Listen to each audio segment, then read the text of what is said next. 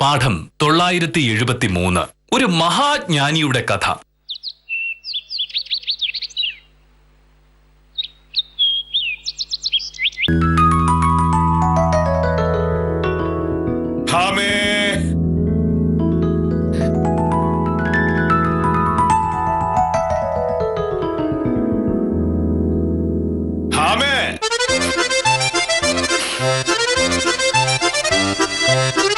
അന്തരിച്ച ക്യൂബൻ നേതാവ് ഫിദൽ കാസ്ട്രോയുടെ ശവസംസ്കാര ചടങ്ങുകൾ ഞായറാഴ്ച നടക്കും.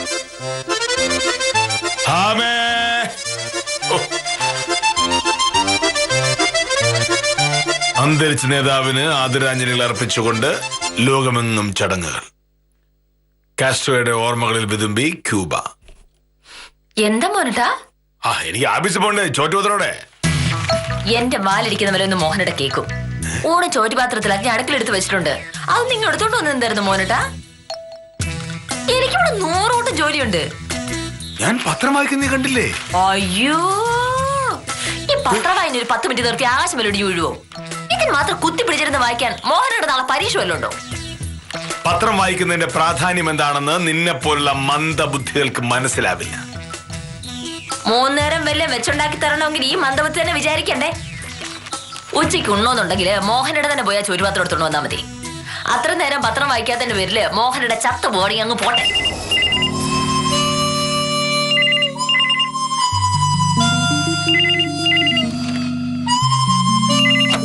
ഹലോ, എന്താ വിദ്യ? ഗീതയ്ക്കോ? എന്നിട്ട്? അയ്യോ, അങ്ങനെയൊക്കെ ചോദിച്ചാൽ എനിക്കതിനെ പറ്റി വലിയ പിടിയൊന്നുമില്ല. മോഹനോട് ചോദിച്ചറിയാം. മോഹനയുടെ നാഴിക്ക് 40 വട്ടം ആഗോളതാവണം, അന്തരീക്ഷം മലിനീകരണം എന്നൊക്കെ പറഞ്ഞുകൊണ്ടിരിക്കുന്ന ആളാ. ഞാൻ അങ്ങോട്ട് വിളിക്കാം. മോഹനട്ട, വിദ്യാലക്ഷ്മി ആയിരുന്നു വിളിച്ചതേ. അവളുടെ അനിയത്തി ഗീതയ്ക്ക് ഒരു ഉപന്യാസ മത്സരം. അന്തരീക്ഷ മലിനീകരണവും ആഗോളതാപനവും ആണ് വിഷയം. അന്തരീക്ഷ മലിനീകരണം കൊണ്ട് ചൂട് കൂടുന്നത് എങ്ങനെയാണെന്ന് വിശദമാക്കണം. എന്നോട് ചോദിച്ചാൽ ഞാൻ എങ്ങനെ പറയാനാ? മോഹനോട് ചോദിച്ചിട്ട് പറയാന്ന് ഞാൻ പറഞ്ഞു. ഞാൻ പറഞ്ഞു തരില്ല. പറഞ്ഞു തരില്ലേ? ഞാൻ കൃത്യമായി പത്രം വായിക്കുന്നതിന്റെ പേരിൽ നീ എന്നെ കളിയാക്കിയിട്ട് 1 മിനിറ്റല്ലേ ആയുള്ളൂ. ആഗോള താപനത്തെ കുറിച്ച് ഞാൻ പഠിച്ചത് പത്രം വായിച്ചിട്ടാ. പത്രം വായിച്ചു പഠിച്ച കാര്യങ്ങൾ നിനക്കോ നിന്റെ കൂട്ടുകാരികൾക്കോ പറഞ്ഞു തരാൻ എനിക്ക് സൗകര്യമില്ല. മോഹനോട് ചോദിച്ചിട്ട് വിളിക്കാന്ന് ഞാൻ വിദ്യയോട് പറഞ്ഞു പോയി. നിന്നെ പോലെ ഒരു അഹങ്കാരിക്ക് ഒരു കാര്യവും ഞാൻ പറഞ്ഞു തരുന്ന പ്രശ്നമേ ഇല്ല. ആഗോളതാപനം എന്ന് പറഞ്ഞാൽ തേങ്ങയാ. അല്ല, ആഗോളതാപനം. നമസ്കാരം സാർ. നമസ്കാരം. എന്തായാലും രാവിലെ സാറിനെ കണ്ട ഒരു സംശയം ചോദിക്കാൻ വേണ്ടി വന്നതാ. കുന്നുംപുറത്തെ സദാശിവന്റെ ഒരു 10 സെന്റ് ഭൂമി ഞാൻ വാങ്ങി. അതിന്റെ ആധാരം ഇന്നലെയായിരുന്നു. ഇനി എനിക്ക് വില്ലേജ് ഓഫീസിൽ വന്ന് കരമടയ്ക്കല്ലോ സാർ. കരമടച്ച രസീതുണ്ടെങ്കിലേ കാർഷിക ലോൺ കിട്ടുള്ളൂ. അതുകൊണ്ടാ. അങ്ങനെ നേരെ വന്ന് കരമടയ്ക്കാനൊന്നും പറ്റില്ല. അതിന് ചില നടപടിക്രമങ്ങളുണ്ട്.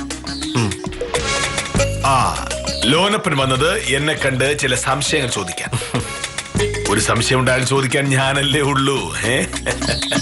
ലോനപ്പ, ആധാരം രജിസ്റ്റർ ചെയ്യുക എന്നത് ഒരു കരാർ രേഖപ്പെടുത്തൽ മാത്രമാണ്. ആധാരം എഴുതിയത് കൊണ്ട് ഭൂമി ലോനപ്പന്റേതാകുന്നില്ല. പിന്നെ റവന്യൂ വകുപ്പാണ് ഭൂമിയുടെ അധികാരി. വില്ലേജ് ഓഫീസിലെ തന്റെ പേര് രജിസ്റ്ററും ആ 10 സെന്റ് ഭൂമി ഇപ്പോഴും സദാശിവന്റെ പേരിലാണ്. എഴുതി രജിസ്റ്റർ ചെയ്ത ആധാരവുമായി വില്ലേജ് ഓഫീസിൽ വന്ന് പോക്കുവരവിന് ഒരു അപേക്ഷ തരണം. ഞങ്ങൾ വിശദമായി അന്വേഷിച്ച് എല്ലാം ശരിയായ രീതിയിലാണ് നടന്നത് എന്ന് നമുക്ക് ബോധ്യപ്പെട്ടാൽ തന്റെ പേര് രജിസ്റ്ററിൽ ഈ ഭൂമി ലോനപ്പന്റെ പേരിലേക്ക് മാറ്റി എഴുതും. സദാശിവന്റെ കണക്കിൽ നിന്ന് 10 സെന്റ് കുറയ്ക്കുകയും ചെയ്യും. സദാശിവന്റെ കണക്കിൽ നിന്ന് പോവുകയും ലോനപ്പന്റെ കണക്കിലേക്ക് വരികയും ചെയ്യുന്നത് കൊണ്ടാണ് ഇതിനെ പോക്ക് വരവ് എന്ന് പറയുന്നത്.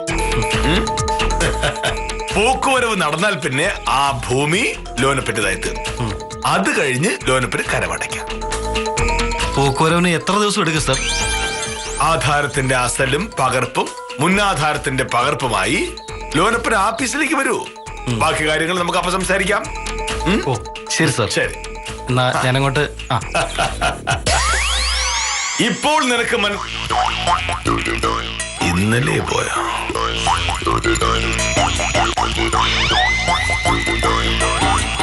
ചോറ്റുപാത്രം ഇനി ഇത് ഞാൻ എടുത്തോണ്ട് തന്നില്ല എന്നുള്ള പരാതി വേണ്ടേ?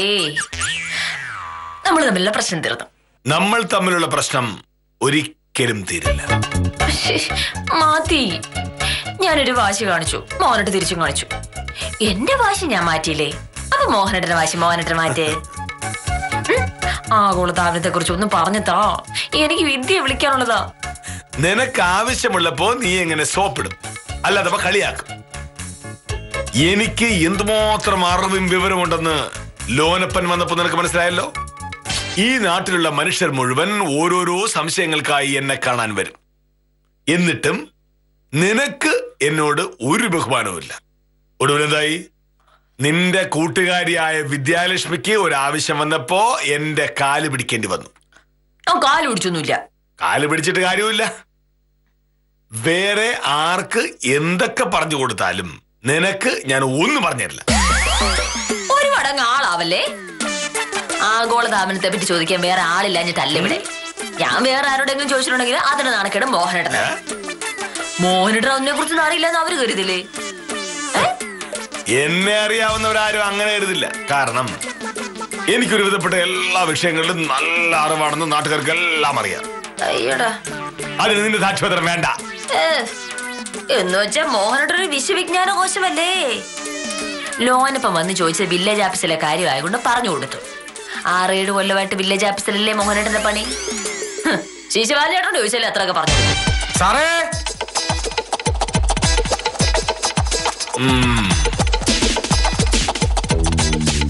നമസ്കാരം സാർ. നമസ്കാരം. സാർ ഓഫീസ് ഇപ്പൊ റെഡിയായി കഴിഞ്ഞല്ലേ?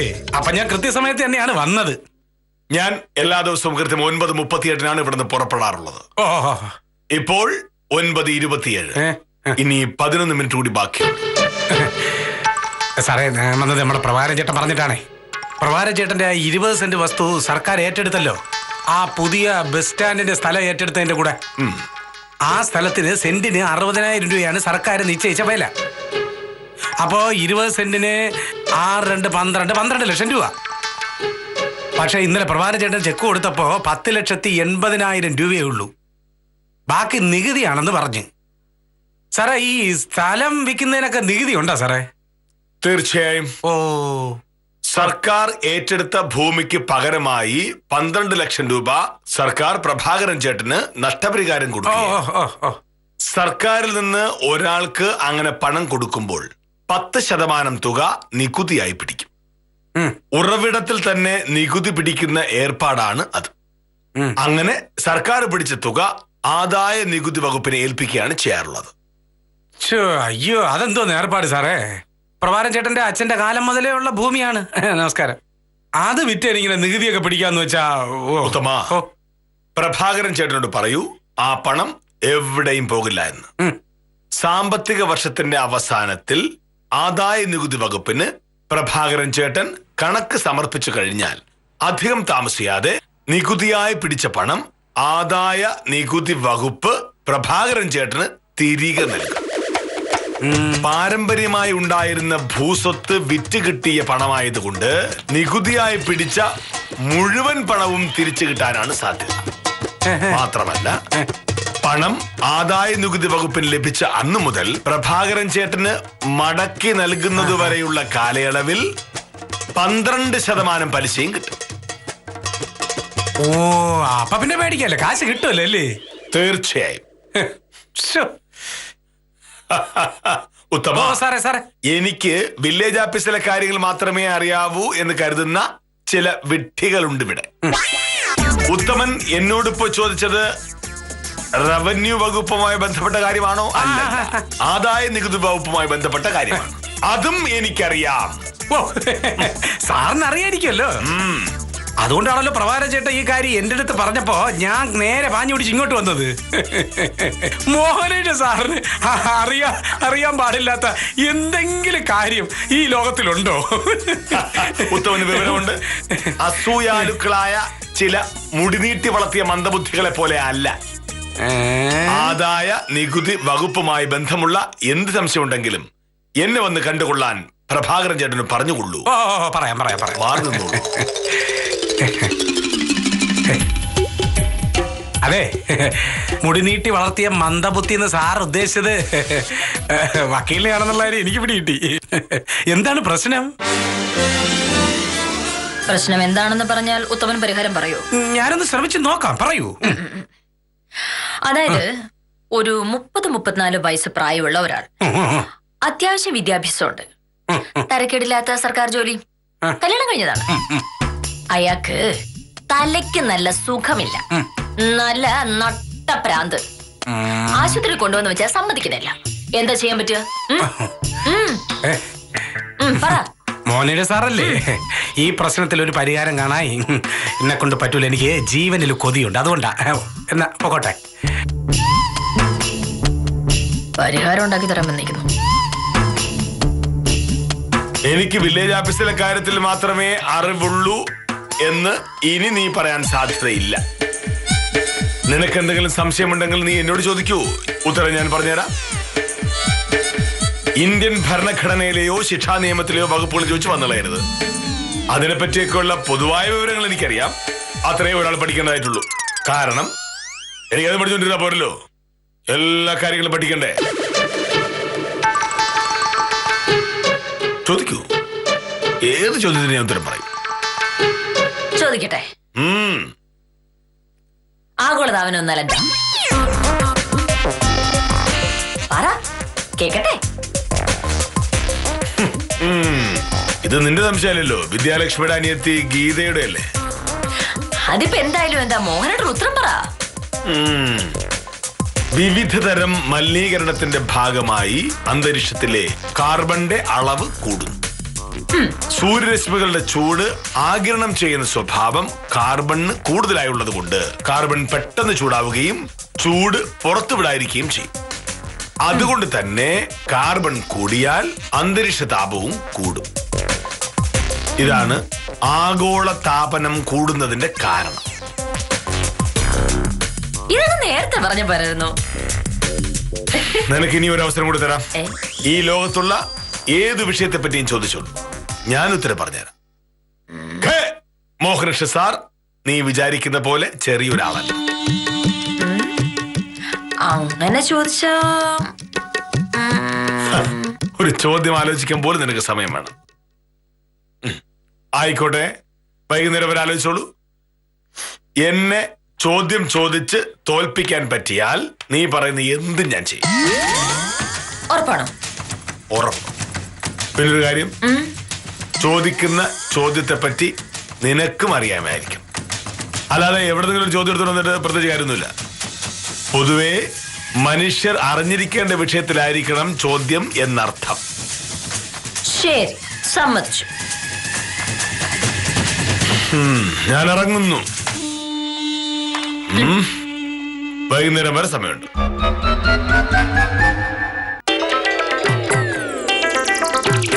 കാഞ്ചന സാറേ, ഇന്ന് വൈകിട്ട് ഒരു 3:30 ആകുമ്പോ പോകാൻ പറ്റുമെങ്കിൽ നന്നായിരുന്നു. മോഹനേഷ് സാറിനോട് ചോദിച്ചാൽ സമ്മതിക്കുമോ എന്തോ? എനിക്ക് തോന്നുന്നില്ല. നാളെ കളക്ടറേറ്റിലേക്ക് അയക്കാനുള്ള ഫയൽ ഇതുവരെ എഴുതി തീർന്നിട്ടില്ല. അത് തീരാതെ ഇന്ന് നമ്മളെ വിടുമോ മോഹനേഷ് സാറ്? കുറച്ച് അത്യാവശ്യം ഉണ്ടായിരുന്നു കാഞ്ചന സാറേ. കളക്ടറേറ്റിലേക്കുള്ള ഫയൽ നേരത്തെ എഴുതി തീർത്ത സാറ് പൊയ്ക്കോളെ സമ്മതിക്കുമായിരിക്കും അല്ലേ? എന്റെ പ്രഭ എന്താ ഈ പറയുന്നേ?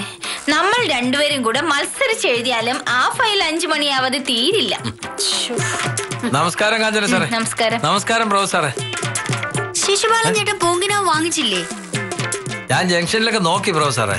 വേറെ ചില വാരികളൊക്കെ ഉണ്ട്. മഞ്ഞൾ, മനംമാറ്റം, മദനകിളി, മടുമടുപ്പൻ. പൂങ്കിനാവ് മാത്രമില്ല. ദാമോറിനോട് ചോദിച്ചപ്പോ അവൻ പറഞ്ഞു വൈകിട്ടേ വരുള്ളൂ. കണ്ണീരാറ്റിലെ തോണി എന്ന നോവൽ ഈ ആഴ്ച തീരുവാണ്. ആലീസിന്റെ അവസ്ഥ എന്താണെന്ന് ഓർത്തിട്ട് ഒരു പിടിയും കിട്ടുന്നില്ല. ജോണിക്കുട്ടിയെ കല്യാണം കഴിക്കോ അതോ ശിവരാമനെ കല്യാണം കഴിക്കോ? എനിക്ക് തോന്നുന്നത് ജോണിക്കുട്ടിയെ തന്നെ കല്യാണം കഴിക്കുമെന്നാ. അതാവുമ്പോ വീട്ടുകാരുടെ എതിർപ്പുണ്ടാവില്ലല്ലോ. പക്ഷേ ശിവരാമനാണ് ആലീസിനോട് കൂടുതൽ സ്നേഹം. വീട്ടുകാർക്ക് വേണ്ടി ആലീസ് ശിവരാമനെ ഉപേക്ഷിച്ച് അവള് ഭാവിയിൽ ദുഃഖിക്കേണ്ടി വരും. അല്ല, നോവലൊന്ന് തീരുമെന്നല്ലേ പ്രഭു സാർ പറഞ്ഞത്? പിന്നെ എന്തോന്ന് ഭാവി? ശിശുപാലൻ ചേട്ടനെ ഇതൊന്നും പറഞ്ഞാൽ മനസ്സിലാവില്ല. കവിതയും നോവലൊക്കെ വായിക്കണമെങ്കിലേ സാഹിത്യം ആസ്വദിക്കാനുള്ള കഴിവ് വേണം. നിങ്ങൾ ആണുങ്ങൾക്ക് മിക്കവർക്കും അതില്ല. കാഞ്ചനെ,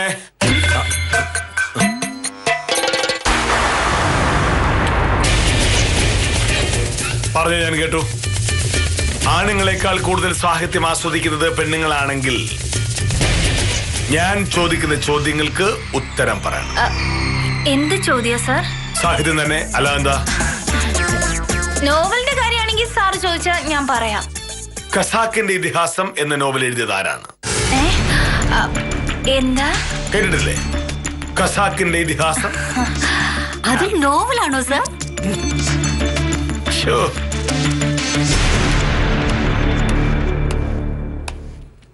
നോവലിനെ പറ്റി എല്ലാം അറിയാവുന്നവരാണ്. പക്ഷേ മലയാള നോവൽ സാഹിത്യ ചരിത്രത്തിലെ ഏറ്റവും വലിയ നാഴികക്കല്ലായ ഖസാക്കിന്റെ ഇതിഹാസം എഴുതിയത് ആരാണ് എന്ന് അറിയില്ല. ആദ്യത്തെ ജ്ഞാനപീഠം നേടിയത് ആരാണ്? സാഹിത്യത്തിനുള്ള നൊബേൽ സമ്മാനം നേടിയ ഇന്ത്യക്കാരൻ ആരാണ്? രണ്ടാം മൂഴം എന്ന നോവൽ എഴുതിയ എഴുത്തുകാരൻ ആരാണ്? സാർ ഇങ്ങനെയൊക്കെ ചോദിച്ചാ ഞാൻ പൂങ്കുരാവ് വാരികയിൽ വരുന്ന നോവലുകൾ മാത്രമേ വായിക്കാറുള്ളൂ. കഷ്ടം അല്ലേ വായനക്കാരാ? നല്ലതൊന്നും വായിച്ചിട്ടില്ല എന്ന് മാത്രം. മേലിൽ നിങ്ങൾ ആരെങ്കിലും നോവലെന്നോ സാഹിത്യമെന്നോ പറഞ്ഞാൽ എന്റെ സ്വഭാവം മാറും.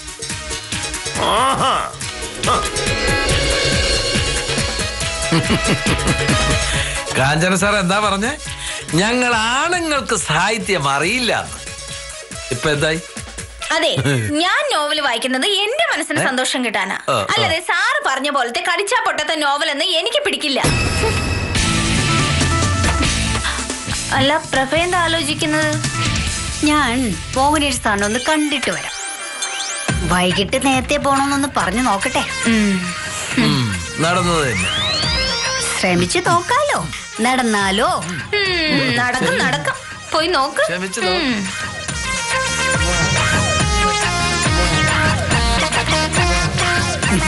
സാർ സാർ ഞാനൊരു കാര്യം ചോദിക്കുന്നോണ്ട് സാറ് വേറൊന്നും വിചാരിക്കരുത്. എന്താണ്? കുറച്ചു മുമ്പ് സാർ കുറെ ചോദ്യങ്ങൾ ചോദിച്ചില്ലേ? അതിന്റെയൊക്കെ ഉത്തരം ഒന്ന് പറഞ്ഞുതരാവോ? അല്ല, അതൊക്കെ അറിഞ്ഞിരുന്ന ഭാവിയിൽ ഉപകാരപ്രദമാവുമല്ലോ. സാറിനെ പോലെ അറിവുള്ളവരോട് ചോദിച്ചില്ലേ നമ്മൾ ഓരോ കാര്യങ്ങൾ മനസ്സിലാക്കാൻ പറ്റൂ. അങ്ങനെ മനസ്സിലാക്കിയാൽ നിങ്ങൾക്ക് തന്നെ നല്ലത്. അറിവും വിവരമുള്ളവരെ മറ്റുള്ളവർ ബഹുമാനിക്കും. അതെനിക്കറിയാം സാർ.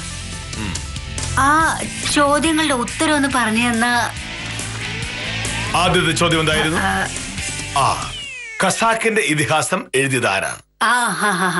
അതിന്റെ ഉത്തരം OV വിജയൻ. വിജയൻ. അത് കഴിഞ്ഞ് ചോദിച്ചത് ആദ്യത്തെ ജ്ഞാനപീഠം നേടിയത് ആരാണ് എന്നായിരുന്നു. ഉത്തരം G. ശങ്കരക്കുറുപ്പ്. സാഹിത്യത്തിനുള്ള നൊബേൽ സമ്മാനം നേടിയ ഇന്ത്യക്കാരൻ ശ്രീ രവീന്ദ്രനാഥ ടാഗോർ. രവീന്ദ്രനാഥ ടാഗോർ. എനിക്ക് ഓർമ്മയുണ്ട്. രണ്ടാം മൂഴം എഴുതിയത് ആരാണ് എന്നും ഞാൻ ചോദിച്ചു. അതിന്റെ ഉത്തരം MT വാസുദേവൻ നായർ. മനസ്സിലായോ? എല്ലാം മനസ്സിലായി സാർ. ഇതൊന്നും ഇനി ഒരിക്കലും ഞാൻ മറക്കില്ല. ഞാനൊരു കാര്യം ചോദിക്കട്ടെ സാർ? ഇത്രയും വലിയ വലിയ കാര്യങ്ങളൊക്കെ സാർ എങ്ങനെ പഠിച്ചു? എന്തായാലും സാറിനെ സമ്മതിക്കണം. നമ്മുടെ നാട്ടിൽ ഇത്രയും അറിവും വിവരമുള്ള വേറെ ആരെങ്കിലും ഉണ്ടോ? സാറിന്റെ കൂടെ ജോലി ചെയ്യാൻ പറ്റിയത് എന്റെ ഭാഗ്യം. സ്വയംപ്രഭയ്ക്ക് അതറിയാം. പക്ഷേ അതറിയാത്ത ചില മന്ദബുദ്ധികൾ ഈ നാട്ടിലുണ്ട്. അതാരാ സാർ? അതാരായാലും ഇന്ന് വൈകുന്നേരത്തോടെ ഞാൻ ആ കാര്യത്തിൽ ഒരു തീരുമാനമെടുക്കും. പിന്നെ സാർ, ഞാനൊന്ന് കുറച്ചു നേരത്തെ പൊക്കോട്ടെ? ഒരു 3:30. ഒരു അത്യാവശ്യം ഉണ്ടായിരുന്നു. ജോലി തീർത്ത് വെച്ചിട്ട് പൊയ്ക്കോളാം. ഇനിയിപ്പോ ജോലി തീർന്നെങ്കിൽ നാളെ രാവിലെ നേരത്തെ വന്ന് ജോലി ചെയ്തോളാം. സ്വയംപ്രഭ 3 പോലെ പോയിക്കോളൂ. വലിയ ഉപകാരം sir. OV Vijayan, MD Vasudevan Nair, Tagore. അറിയണമെന്ന് ആഗ്രഹമുള്ള കുട്ടി. ഇന്ന് നിന്നെ ഞാൻ മൂക്കൊണ്ട് ഇട്ട വരപ്പിക്കും ഭാമേ. വൈകുന്നേരം ആയിക്കോട്ടെ.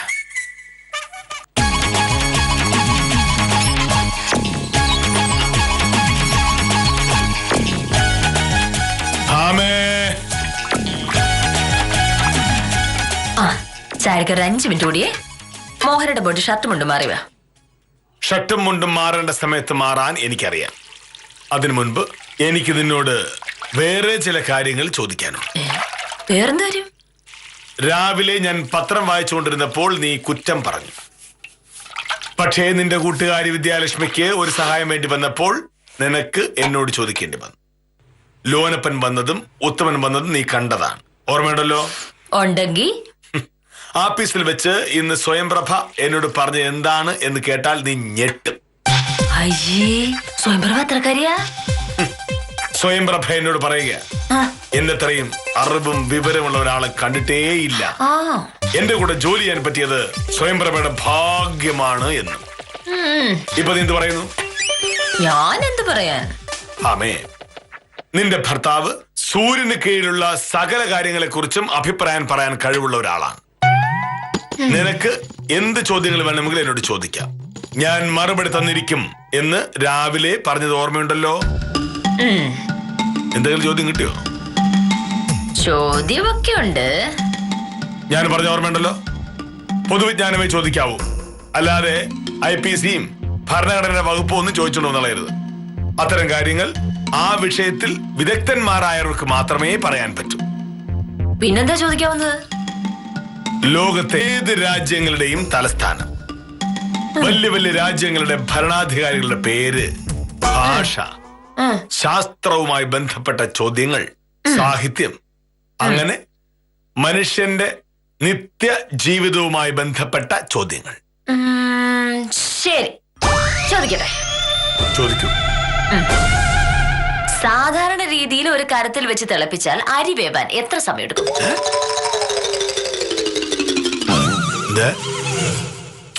എന്നും ചോറിണുന്ന ആളല്ലേ മോനട്ടൻ.